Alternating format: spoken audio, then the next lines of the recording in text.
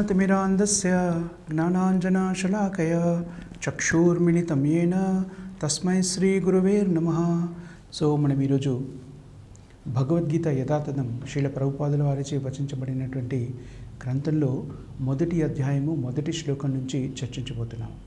ధృతరాష్ట్ర ఉవాచ ధర్మక్షేత్రే కురుక్షేత్రే సమవేతాయుత్సవ మామక పాండవశ్చైవ కిం కుర్వత సంజయ.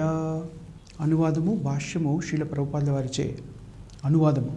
ధృతరాష్ట్రుడు ఇట్లా నేను, ఓ సంజయ, యాత్రాస్థలమైన కురుక్షేత్ర భూమి యందు నా కుమారులను పాండుకుమారులను పరస్పరము యుద్ధము చేయదలిచి కలసికొని ఏమి చేసిరి. భాష్యము శ్రీల ప్రభుపాదుల వారిచే ఆస్తిక విజ్ఞాన శాస్త్రము భగవద్గీత అను గ్రంథమును గీతా మహత్యమునందు సంగ్రహింపబడిన దానిని అనేకులు పఠింతురు. ఈ శ్లోకంలో ధృతరాష్ట్రుడు సంజయ్ని అడుగుతున్నాడు, ధర్మక్షేత్రమైన కురుక్షేత్రంలో సమావేశమైనటువంటి తన కుమారులు మరియు పాండుకుమారులు కలుసుకొని అక్కడ సమావేశపడి ఏం చేస్తున్నారు అని అడుగుతున్నాడు. ధృతరాష్ట్రుడు పాండురాజుకి అన్నయ్య.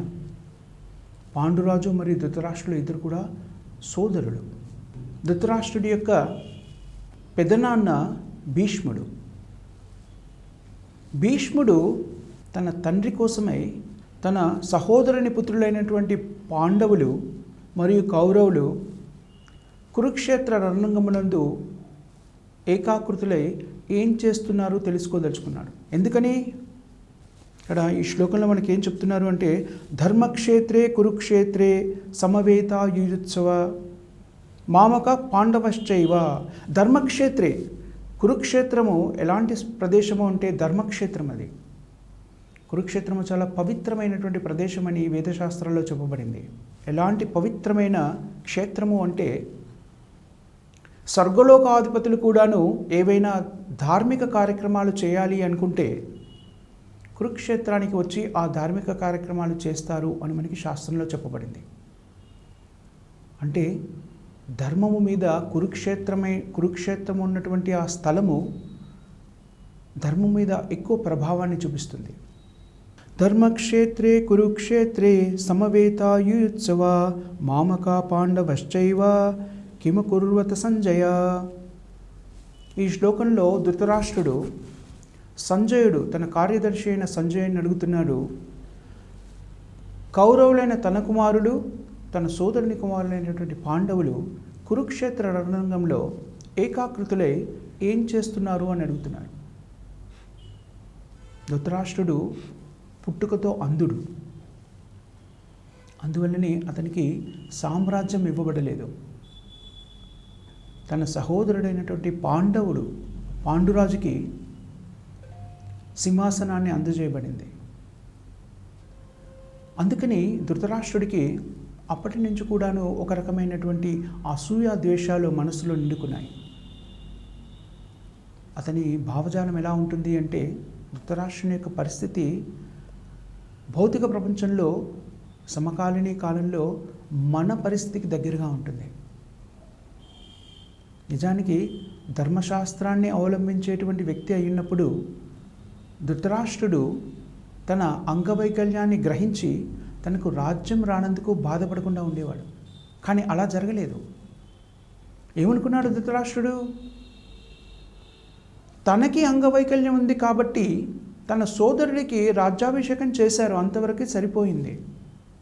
కానీ దురదృష్టవశాత్తు పాండురాజు తన సోదరుడు అతి తక్కువ కాలంలోనే శరీరాన్ని త్యాగం చేయవలసినటువంటి పరిస్థితి ఏర్పడింది. అప్పుడు మళ్ళీ ఆ స్థితిలో నిజానికి పాండురాజు పుత్రులు 5 కూడాను, ధర్మరాజు, భీముడు, అర్జునుడు, నకుల, సహదేవులు బాల్యావస్థలో ఉన్నారు. వాళ్ళు రాజ్యభారాన్ని స్వీకరించేటువంటి స్థితిలో లేరు.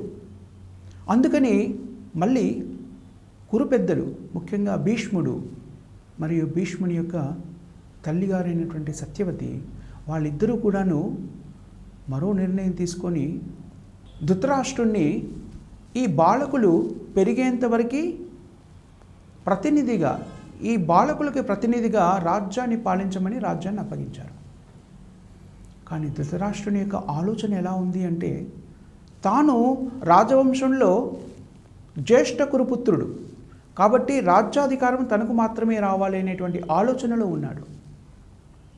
అలా జరగకపోవడంతో అతని మానసిక స్థితి చాలా కుటిలంగా తయారైపోయింది. భౌతిక జీవనంలో కూడా మనం చూస్తూ ఉంటాము. మనం ఏదో ఆశిస్తుంటాము భౌతిక జీవనంలో, అది మనకు లభించినప్పుడు అది మన కర్మ ఫలితంగా లభించలేదనో, మనకు ప్రారంధం లేదనో ఆలోచించకుండా వ్యక్తులు ఏమవుతారు అంటే జటిలమైన మనస్తత్వాన్ని పెంపొందించుకుంటారు. అలాంటి జటిల మనస్తత్వానికి నిదర్శనము ధృతరాష్ట్రుని యొక్క స్థితి. ధృతరాష్ట్రుని యొక్క స్థితి ఎంత జటిలంగా మారిపోయింది అంటే ధర్మాధర్మ విచక్షణని కూడా కోల్పోయేటువంటి స్థితికి చేరుకున్నాడు. ఒకానొక సందర్భంలో మహాభారతంలో వస్తుంది, భీష్ముడికి మరియు విదురుడికి మధ్య జరిగిన సంభాషణలో ధృతరాష్ట్రుని యొక్క అంధత్వాన్ని గురించి చర్చిస్తారు. బాహ్యమైన అంధత్వాన్ని గురించి కాదు, శాస్త్ర పరిజ్ఞానమైనటువంటి అంధత్వాన్ని ఎందుకు ప్రదర్శిస్తున్నాడు ధృతరాష్ట్రుడు అనే విషయం గురించి వాళ్ళు చర్చిస్తారు. అప్పుడు భీష్ముడు అంటాడు, విదురునితో అంటాడు ఏమని, ధృతరాష్ట్రునికి రాజ్యాభికాంక్ష చాలా ఎక్కువగా ఉంది. అతనికి రాజ్యాభిషేకం చేసి ఉండుంటే ఆ తృష్ణ తీరిపోయేది. అలా తీరిపోయి ఉన్నట్టయితే ఇప్పుడు ధర్మాన్ని సక్రమంగా ఆలోచించగలిగేవాడు. ఆ కాంక్ష తీరలేదు కాబట్టి ఆ ఉత్కృష్టమైనటువంటి ఆకాంక్ష దాన్ని తన పుత్రుల ద్వారా తీర్చుకోవాలి అనేటువంటి స్థితికి దిగజారిపోయాడు. ఆ స్థితిలో ఉన్నప్పుడు భౌతికమైన కోరికలు మనని ఆవహించినప్పుడు మనము విచక్షణని కోల్పోతాము, ధర్మాధర్మ విచక్షణని కోల్పోతాము. అది ధృతరాష్ట్రుని స్థితిలో మనకి స్పష్టంగా కనబడుతుంది. ధృతరాష్ట్రుడు చాలా వేదశాస్త్రాల్లో పారంగతుడు, వేదశాస్త్రాలన్నీ తెలుసుకున్న వ్యక్తి. పాండురాజుతో పాటు విద్యను అభ్యసించిన వాడు.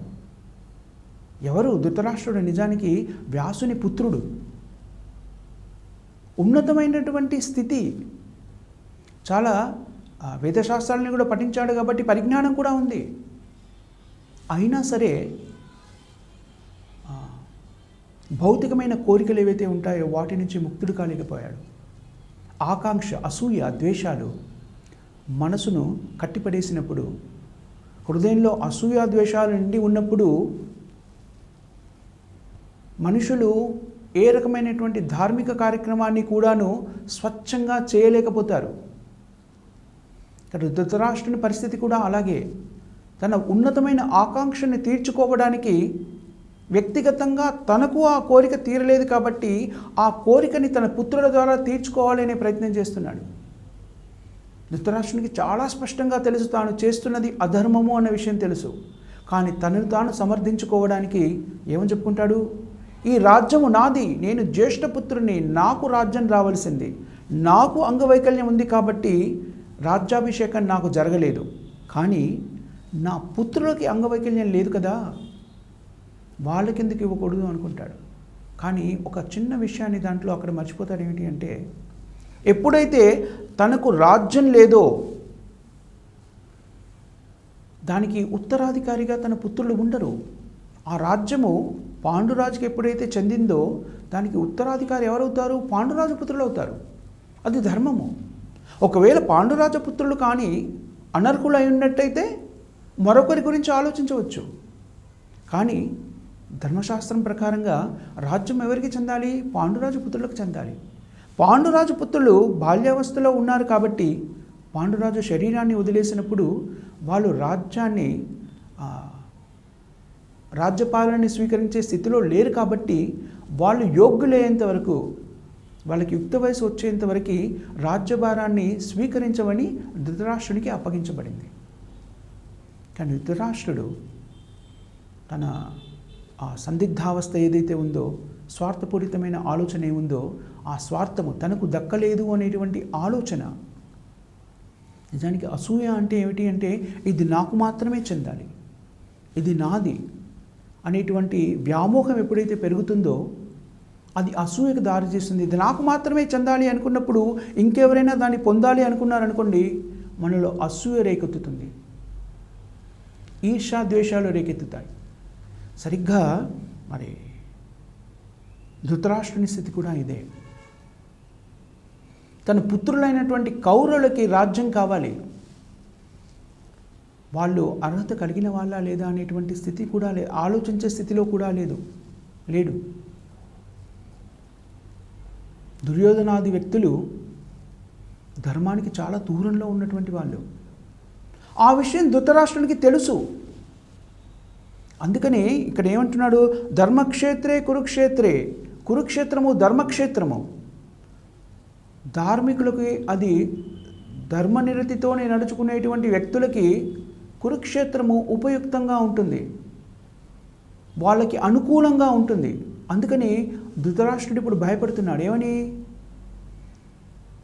పాండవులు ధర్మాత్ములు అన్న విషయము ధృతరాష్ట్రునికి తెలుసు.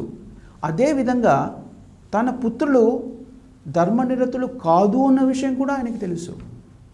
అందుకని ధర్మక్షేత్రమైనటువంటి కురుక్షేత్రంలో యుద్ధము తనకు ప్రతికూలమైన ఫలితాన్ని ఇస్తుందేమో అని భయపడుతున్నాడు.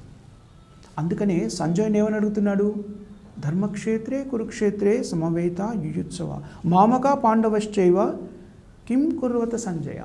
వాళ్ళిద్దరూ అక్కడ సమావేశమై కౌరవులు పాండవులు ఏం చేస్తున్నారు అని అడుగుతున్నారు. దీంట్లో చాలా ముఖ్యమైన ఒక విషయం ఉంది. అది ధృతరాష్ట్రుని యొక్క మానసిక స్థితిని తెలియజేస్తుంది. కురులు కురువంశము అని సంబోధించినప్పుడు, తన కుమారులను సంబోధించినప్పుడు ఆ పదాన్ని ఉపయోగించాడు, కురువంశము అనేది. కానీ పాండవుల గురించి సంబోధించినప్పుడు పాండుపుత్రులు అన్నారు. నిజానికి వీళ్ళంతా కూడాను ఒకే కుటుంబానికి చెందినవాళ్ళు. పాండవులు కానివ్వండి, కౌరవులు కానివ్వండి, వీళ్ళంతా కూడాను ఒకే కుటుంబానికి చెందినటువంటి వ్యక్తులు. అయినా కూడా ధృతరాష్ట్రుడు తన పుత్రులని కురువంశస్థులుగా సంబోధించి తన సోదరుని పుత్రులైనటువంటి పాండురాజు పుత్రులైనటువంటి పాండవులని పాండురాజు పుత్రులు అని సంబోధించాడు. దీన్ని బట్టి వ్యక్తి యొక్క కల్మష హృదయము స్పష్టీకృతమవుతుంది. ధృతరాష్ట్రుని యొక్క స్థితి ధృతరాష్ట్రునిది ఒక్కడిదే కాదు. మనము దైనందిన జీవితంలో చూస్తే బద్ధజీవులైనటువంటి అందరి యొక్క స్థితి అదే. బద్ధజీవుడు భగవంతుని యొక్క అంశ అన్న విషయాన్ని మర్చిపోయి, ఈ భౌతిక ప్రపంచం తాత్కాలికము అనే విషయాన్ని మర్చిపోయి ఇంద్రియ తృప్తిలో నిమగ్నమై ఉంటాడు. ఇక్కడ ధృతరాష్ట్రుడు కూడా చేస్తున్నది ఏమిటి అంటే, ఇంద్రియ తృప్తి రెండు విధాలుగా ఉంటుంది.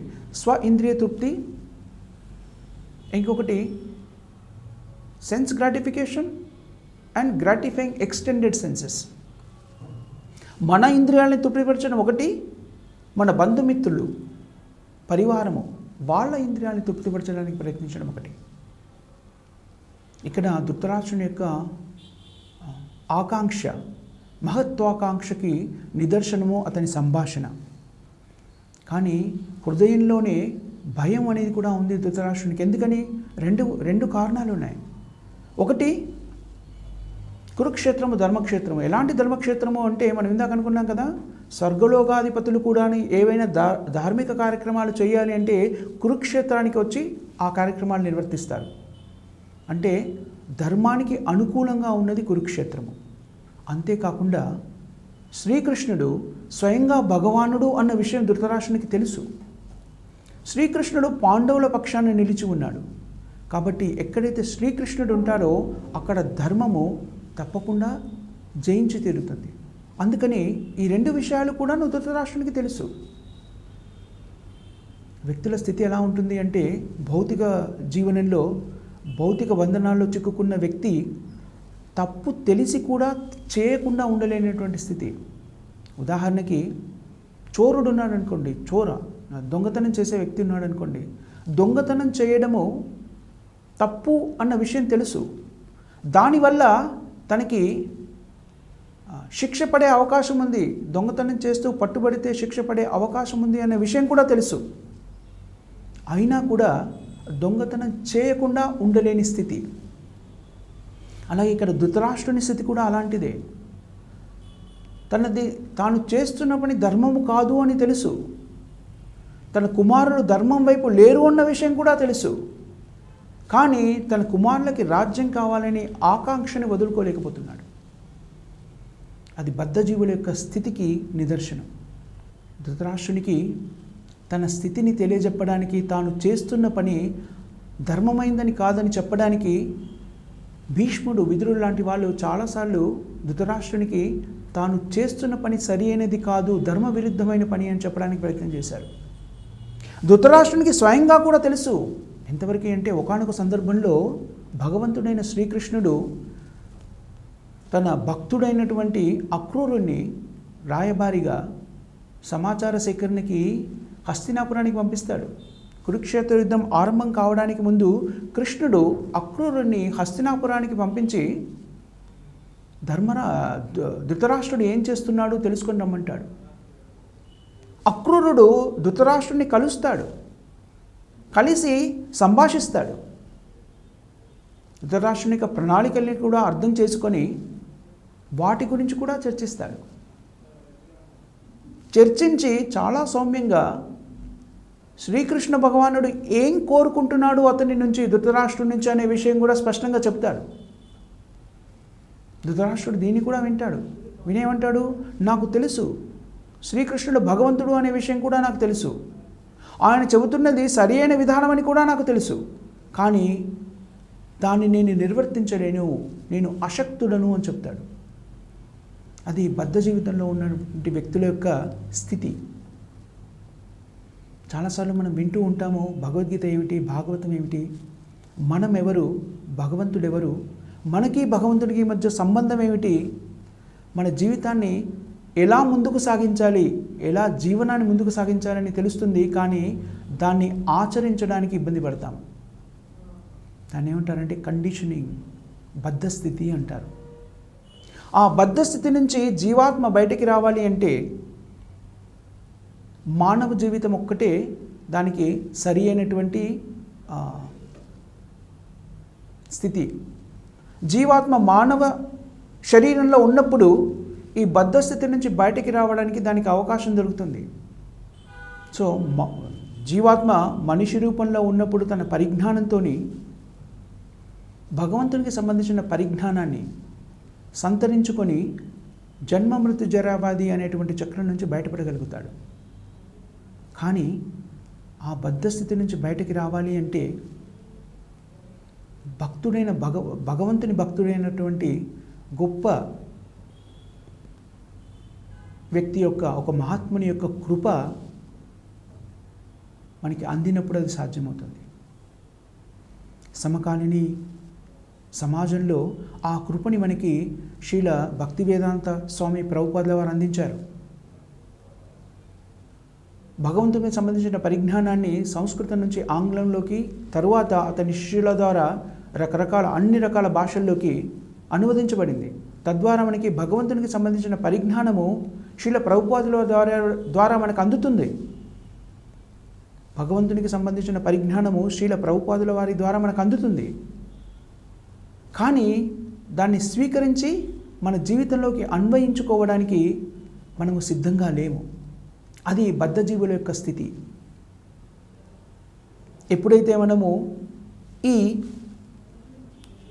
భాగవత తత్వాన్ని మన జీవితంలోకి అన్వయించుకుంటామో మనము బద్ధస్థితి నుంచి బయటపడగలుగుతాము.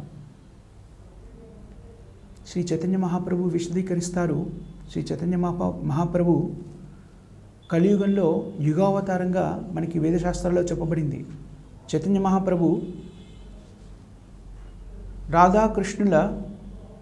రాధాకృష్ణుల ఇద్దరి కలయికతో అవతరించినటువంటి అవతారము. చైతన్య మహాప్రభుని యుగధర్మం అని మనం చెప్పుకుంటాము. ఆయన ఏం చేశారు? కలియుగం యొక్క యుగధర్మాన్ని ప్రచారం చేశారు. కలియుగం యొక్క యుగధర్మం ఏంటి? హరే నామ హరే నామ హరే నామ ఇవ కేవలం కలువు నాస్తేవ నాస్తేవ నాస్తేవ గతిరన్యదా. కలియుగం యొక్క యుగధర్మం ఏమిటి అంటే హరినామ సంకీర్తన చేయడము, కృష్ణనామ సంకీర్తన చేయడము. హరే కృష్ణ కృష్ణ కృష్ణ హరే హరే, హరే రామ రామ రామ హరే హరే. ఇది కలియుగంలో జీవాత్మ ఆత్మసాక్షాత్కార జ్ఞానాన్ని సాధించడానికి చేయవలసినటువంటి యజ్ఞము. ఇక్కడ ధృతరాష్ట్రుడు ఎవరిని రిప్రజెంట్ చేస్తున్నారు అంటే మనందరినీ, బద్ధ జీవితంలో జీవిస్తున్న వ్యక్తులందరినీ కూడా ధృతరాష్ట్రుడు ప్రాతినిధ్యం వహించి తన స్థితిగతులను చెప్తున్నాడు. ఈ బద్ధ జీవితం నుంచి బయటపడాలి అంటే మనం ఏం చేయాలి, ఎలా సాధ్యమవుతుంది అనేటువంటిది మనకి భగవద్గీతలో స్పష్టంగా చెప్పబడింది. హరే కృష్ణ.